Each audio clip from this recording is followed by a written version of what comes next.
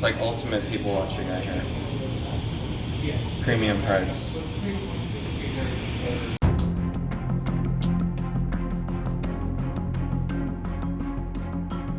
I'm Gary, and this is Coasting with Culture, which is usually about combining theme park visits and riding roller coasters with various cultural experiences around the world. But as the summer turns to fall, and many theme parks begin weekend-only operation or close for the season, there's something new, bringing a lot of excitement to the Pacific Northwest. There will be some theme park-related aspects of this vlog series, but before we get there, we'll take a stroll down memory lane to share the personal interest in this new team on ice and check out an event that celebrated the release of their on-ice attire for fans to purchase, plus a preseason tune-up that came before the season began.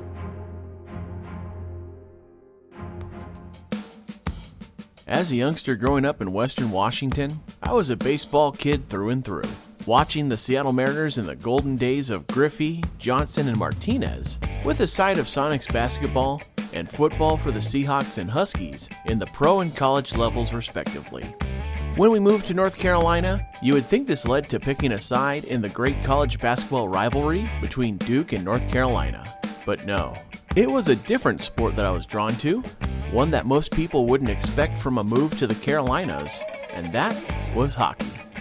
While the Seattle Thunderbirds were there during my childhood in the Northwest, their status as a junior league team didn't grant them much attention and coverage in the area as the other teams mentioned before. It took a team that moved to the Tar Heel State 2 years before we did to turn me into a fan. Back when the old Hartford Whalers became the Carolina Hurricanes with their 1997 relocation. Early on, I watched a few games on TV, but what really got me interested was going to a 2002 game against the Vancouver Canucks.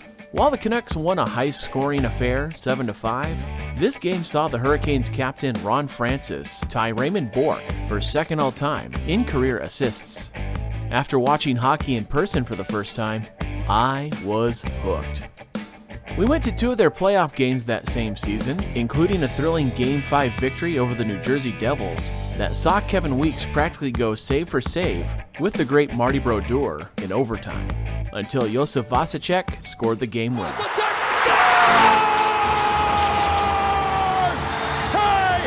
what do you say?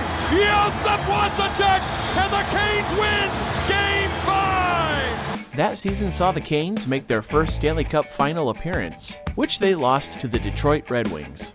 4 years later, we'd get a chance to enjoy a Stanley Cup victory in the Tar Heel State, as the Canes defeated the Edmonton Oilers in 7 games. I might have gone right after work one day to pay it a visit. As I moved to Florida, I didn't have a whole lot of time to follow my favorite teams as closely as I had in years past, save for the occasional Mariners road game in Tampa, or the Seahawks when I was off on Sundays, giving a chance to enjoy their first Super Bowl championship and to make it to the victory celebration at Magic Kingdom with Super Bowl 48 MVP Malcolm Smith. It really wasn't until I moved back to Washington State, though, where I could really follow my favorite teams more closely again, adding the Seattle Sounders to the mix for soccer. It couldn't have hurt that I spent part of the first 3 years back in Washington as an employee of the 2 main stadiums in town. Returning to Washington as an adult who enjoyed watching hockey, I went to multiple games for the Everett Silvertips and the Seattle Thunderbirds, but there came a time when the hockey landscape of Washington was about to change. Today is an exciting day for the National Hockey League. I am delighted to announce that this morning, the Board of Governors unanimously approved a plan of expansion that will bring a National Hockey League team to Seattle beginning in the 2021-2022 season. Seattle getting an NHL team of its own had been something I was hoping for a while, as I've always been a bit of a homer for the Emerald City, even when I lived in North Carolina and Florida. As the team began to form, a connection was made with the team that got me into the sport when former Carolina Hurricanes great Ron Francis was named as the team's first general manager. It took a while before anything was made official about a team name, but when a teaser video was released the day before the announcement, that's when it really hit me that NHL hockey was coming to Seattle.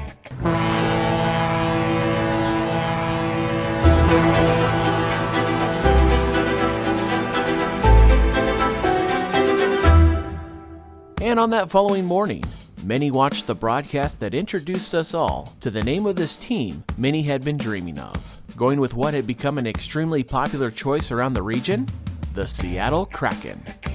Reading the details about the logo and the color choices with their connections and symbolism for the area, I became completely sold on this new team. I even purchased a hat shortly after the name reveal, which you may have noticed in some of the Coasting with Culture vlogs. While I'm completely on board with this new team, I still have to give Carolina credit for making me a fan of the sport, and I'll still be pulling for them as my Eastern Conference team, although when the two are competing with one another, I'll be cheering for the Kraken. As the start of the first season came closer, I began to look into some options for seeing them in at least one of their early games, as I had suspected that getting to their debut at home would be tough since they had over 32,000 season ticket deposits for a building with a capacity just above 17,000 for hockey. But as I started looking into some possibilities, my friend Steven suggested I should come and visit him and his wife Gretchen for a game in San Jose against the Sharks, even if we'll be cheering for different teams. When the preseason schedule was released, the Kraken announced the 3-rink rush, a tour of sorts where they would play their 3 preseason home games at 3 smaller arenas around the state of Washington, since they weren't sure their home arena would be ready just yet. Those cities would be Spokane, Everett, and Kent. Since I wasn't sure what the likelihood of getting to those early regular season games would be, this felt like a good backup plan. So I checked in with some local friends to see who would like to go and grabbed some tickets for the game in Everett, taking advantage of a split shift at work that allowed me to log into Ticketmaster when they went on sale. It's a good thing too, as all 3 games were essentially sold out within 30 to 40 minutes of the general public sale beginning. We also lucked out that we managed to get our seats in the front row of the second deck, which would surely be a great spot to see the Kraken for the first time. Before that game though, there was something I wanted to grab for it and any future games that I'd attend. On a cloudy day in mid-September, I went to the old Northgate Mall location in the northern part of Seattle. It was fascinating to see parts of the old mall building still in place, but with a big brick wall built to seal it off. The reason for this partial demolition, though, was to replace the aging shopping facility with the new Kraken Community Iceplex. This building serves as the headquarters and primary training facility for the Seattle Kraken hockey team. The building features 3 different ice rinks that can host various levels of recreational hockey leagues, as well as public ice skating sessions and Kraken practices. The main reason I came to the facility on this day, though, was for the release of the Seattle Kraken jerseys, or sweaters if you prefer. While there had been some knockoff versions sold online, this was the first opportunity to purchase official, authentic, and replica jerseys. The team hosted a special extended weekend event to commemorate the occasion, which drew a decent crowd to be among the first to own one. As part of that event, one of the 3 rinks was utilized as a sort of temporary shop where fans could find and try on various sizes of the home navy and road white sweaters.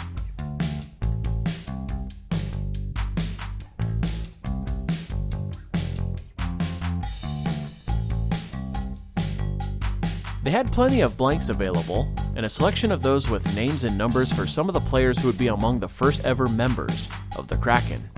If there was a player you wanted that wasn't available, they had a display with all the players' names and numbers, which you could then find on the same kiosk where you'd order a custom jersey with your choice of name and number.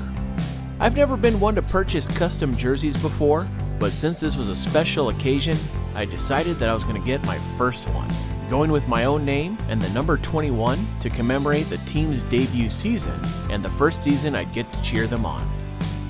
While waiting in the line to order this jersey, there was a really cool moment that led to another connection from the Carolina Hurricanes. This gentleman came up to me and asked if I was waiting for a custom jersey, and then he introduced himself as John Forsland, the Seattle Kraken television play-by-play announcer. I was very familiar with his voice, as he used to hold the same position for the Hurricanes for all their locally broadcast games that I watched while I lived in North Carolina. Stepping in, Whitney. Ray Whitney tees it up. Thomas the save, the rebound. They score! They score!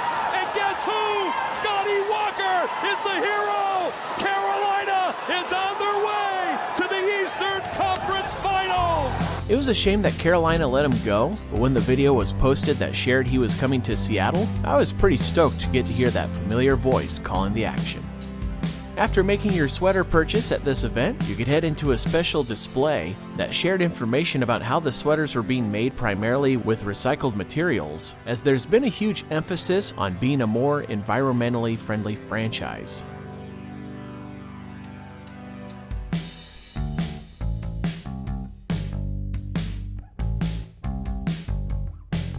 Before heading out, I took some time to wander around the complex a bit more, including visiting their team store with a variety of merchandise, and would later be where all jerseys could be purchased once the event was complete. So I gotta tell you, this jersey is absolutely gorgeous. This is fantastic. Unfortunately, this one isn't mine. This is actually for my sister's mother-in-law, who had specially requested I pick one up for her husband. I will have to wait for mine because of going the custom route. When I went back a week later to check on the progress of my jersey, the folks in the team store let me know that it wasn't quite ready, but my timing was such that I had a chance to watch some of the younger members of the Kraken organization take part in some off-season workouts before the official start of training camp. It was neat to see some of the younger guys on the ice, like Mason Appleton, Cale Fleury, and former Seattle Thunderbird Alexander True. And this vantage point was a great way to see the whole rink. Unfortunately, when the first preseason game took place in Spokane, I was working and wasn't able to watch the whole game. I did at least have a layover though, that gave me the ability to watch half of the first period on my phone. A couple days later, I found a spot at a nearby Buffalo Wild Wings to see them take on the Edmonton Oilers in their first road preseason game.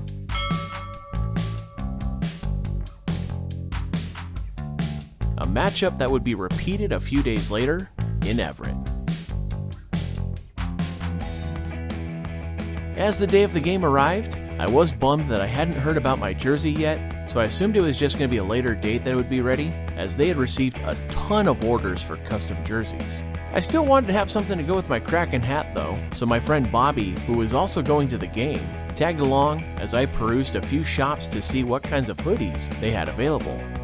We eventually made our way to Northgate to browse the team store and give him a chance to see the complex.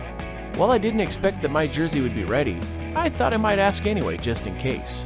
And much to my surprise, a hockey day miracle happened, as my jersey was in fact ready to go for the game that night. Now that I had my new hockey threads, we went to pick up another friend and made our way back up north to Everett's Angel of the Winds Arena.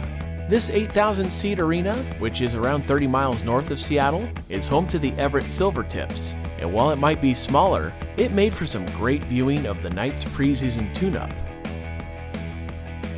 For this game, I was joined by my friends Bobby and Mary, as well as my younger sister Elisa, who you may remember from the trip to Hawaii a couple years ago.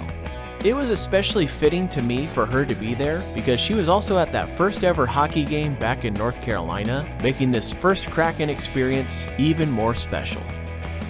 As for the game itself, it was a blast. A close contest throughout as the Oilers struck first on a Brendan Perlini goal, and for a while, it looked like that might be the only tally of the game. That is until Jaden Schwartz shot a game-tying goal with less than a minute in the contest to force overtime. And then Derek McCann got a game winner about halfway through the overtime period. After the game, they had an exhibition shootout as a chance for the players to get some additional practice and an extra treat for the fans in attendance.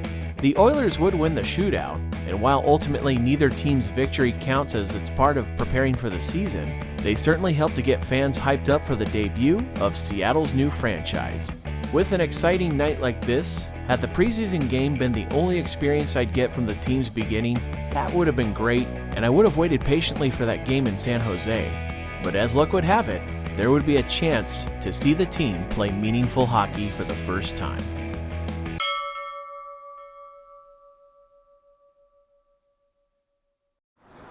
So originally the Everett game was going to be the end of this first part of the story leading into the second episode of the series. However, last night on one of the Kraken fan groups of Facebook, someone had posted they had some spare tickets for one of the training camp sessions, which was today at 10:30. So I thought I'd go ahead and reply and say that I was interested in them and see if maybe I could find a friend who'd want to go along. And as it turned out, I was given those tickets. So I'd just like to personally thank Joe for making this possible to be able to come and watch this training session today. So it's time to head inside and go see the Kraken practice. As fans came in for training camp, they made a brief announcement that they would start a bit later because of the late night coming back from their final preseason game in Vancouver. When that time came, a few players and the goaltenders came out for some different drills, including work on their side-to-side movement and having a player stand out in front of them, blocking their view. A bit later, the other players came out, and while the goaltenders continued their drills on one side of the rink, the players began a sort of takeaway game to practice possession of the puck. From there, they had a few variations of shorter rink scrimmages, giving them less space to work with on possession and passing when in crowded situations, and quick transitions.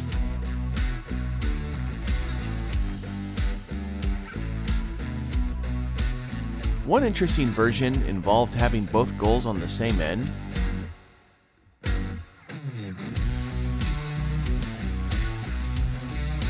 And the last that really made for some quick action was when they set the goals on either end of a face-off circle with 2-on-2 scrimmaging.